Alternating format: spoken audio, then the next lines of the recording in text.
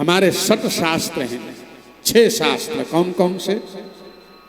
व्याकरणम, ज्योतिषम, छंदः, शिक्षा, कल्पः, निरुक्तः। इसमें व्याकरण को मुख कहा, व्याकरण मुखम स्मृतम, और ज्योतिष को ज्योतिषम अयनम चक्षु। 6 शास्त्रों में ज्योतिष को चक्षु कहा। चक्षु यानी आंख। अब बताओ, हमारे जीवन में कोई आंख ही ना हो तो कैसे आगे बढ़ोगे? है? तो ज्योतिष प्रत्येक व्यक्ति को आगे बढ़ने के लिए आंख का काम करता है, लेकिन कोई ज्योतिषज्ञ तो हो। और मैं देखता हूं हमारे व्यास जी जब कभी बेटा से भी कुछ कहते हैं तो तुरंत ज्योतिष का कोई ना कोई सूत्र बताएंगे, कोई ना कोई पंक्ति बताएंगे, उसका मंगल ये है, उसका नीति ये है, उसका ये है, इसलिए ये हुआ। यानी इतना ज्योतिष का अभ्यास, और ये अभ्यास भी कंठस्थ। कहते हैं ना, आपने सुना होगा पुराने जमाने में ऐसे डॉक्टर होते थे, नब्ज देख के पूरी बीमार बता देते थे। ठीक उसी प्रकार अभी के समय में मुझे लगता है ज्योतिष के ऊपर आपका जितना गहन चिंतन है और प्रत्येक व्यक्ति को सटीक मार्ग दिखाने का काम आप ज्योतिष शास्त्र के माध्यम से कर ही रहे हैं। लेकिन अब तो सोने में सुहागा और हो गया है। अब तो आप भागवत कथा के माध्यम से लोगों के अंदर वह भक्ति, जिस भक्ति को पाने के लिए बड़े बड़े ऋषि महर्षि तरसते थे, अनायास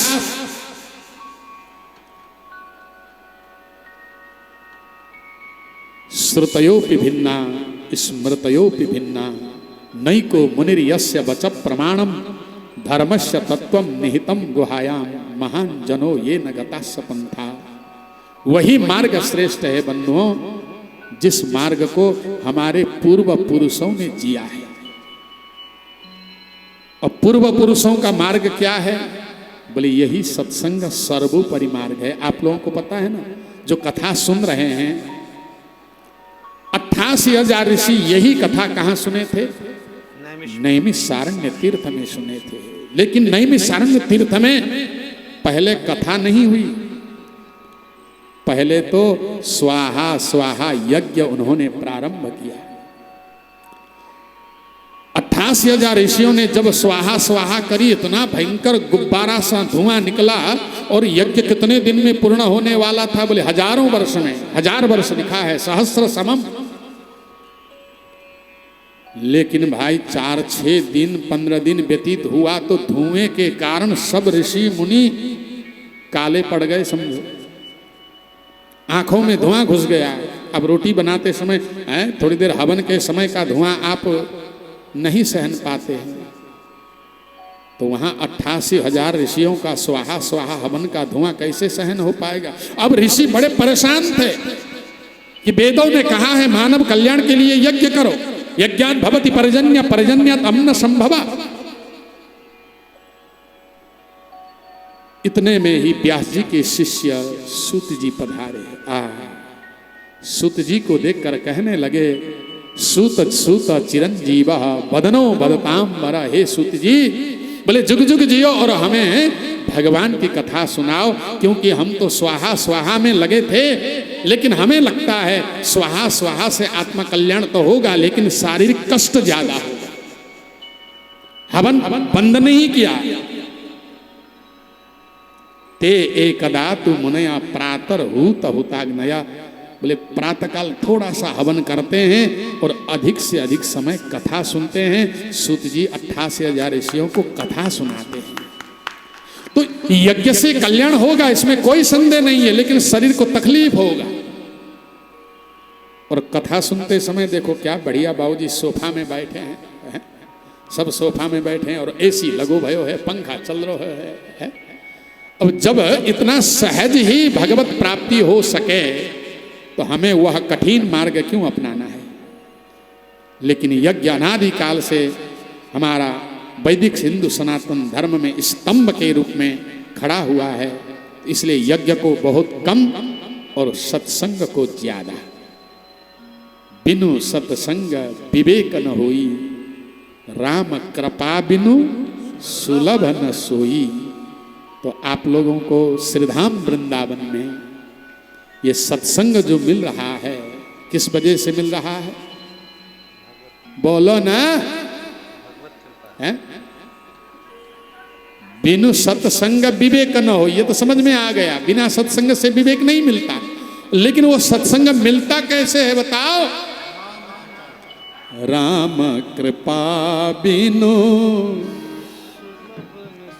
आज मानोगे कि नहीं भगवान कृपा कर रहे हैं? बोलो ना, है? पक्की बात। किंतु भागवत में क्या लिखा है? ये तो रामायण की पंक्ति है।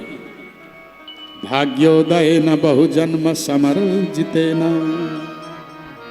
बोले बहुत जन्मों का जब भाग्य उदय होता है तब सत्संग मिलता है। आज भाग्योदय हुआ है कि भागवत कृपा है? बोलो, है? भागवत के अनुसार तो भाग्य से सत्संग मिलता है, रामायण के अनुसार भगवत कृपा से सत्संग मिलता है। आप लोग क्या कहोगे? रामायण की बात मानोगे कि भागवत की बात मानोगे? अरे यार, दोनों कैसे मानोगे? एक मानो।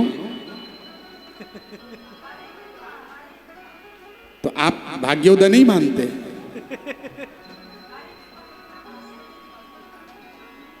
तो रामायण और भागवत में विरोधाभास हुआ। रामायण में लिखा है अरे तो राम कृपा बिनु, बिना राम कृपा से मिलता नहीं। भागवत में देखा तो भैया भाग्योदय से भागवत मिलता है।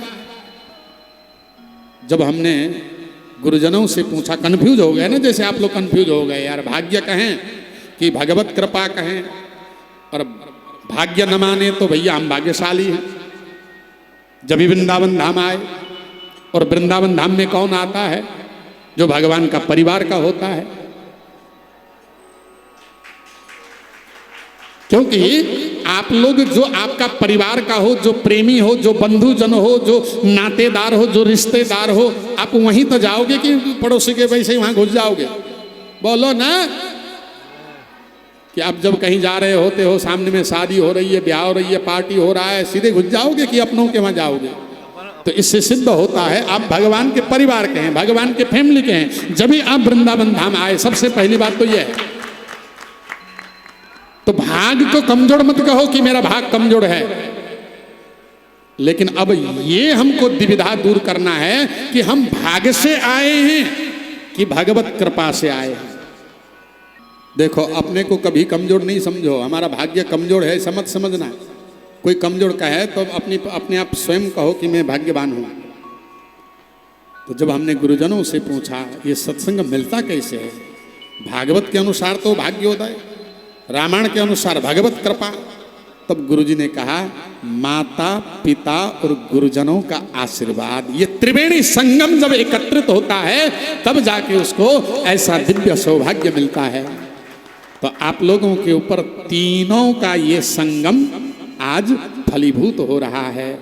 भगवत कृपा भी बरस रही है और भाग्योदय भी हुआ है, और माता पिता गुरुजनों का, पूर्वजों का आशीर्वाद भी आज प्रत्यक्ष देखने को मिल रहा है। इसलिए श्रीधाम वृंदावन में बैठकर आप लोग इस प्रकार दिव्य अनुष्ठान का लाभ ले रहे हैं।